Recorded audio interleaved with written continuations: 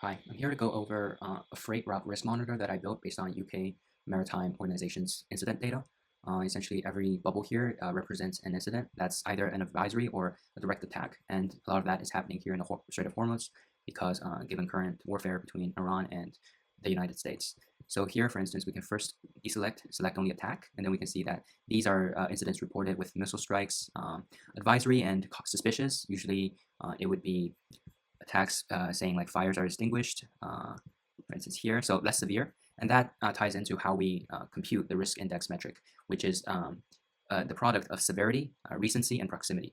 And severity is calculated based on whether it's an attack, whether it's advisory, or whether, like for instance, missile, the word missile appeared in the message of the incident. And recency introduces time decay. So if this report was from a couple of days ago, it's less weighted than the freshest reports.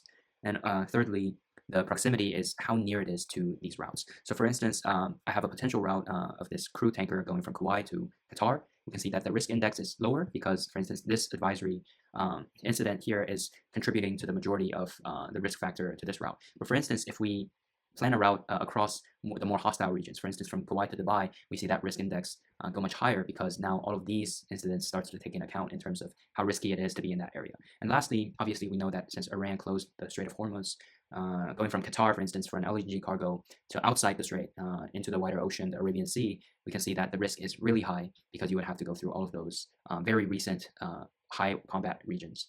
And yeah, essentially, you can also run a refresh, so you can keep constantly live update to follow the UK Maritime Organization's incident report and view these risk index live. And essentially, the idea of this risk index is that it could somehow serve in a downstream risk model risk where you start to take in geopolitical factor for a specific deal that, for instance, go through this route that goes through this choke point in the Strait of Hormuz, and to be a factor of the general market risk report of a given deal inside a given firm, like a given IOC, importing LNG from Qatar or crude from the UAE and Saudi Arabia.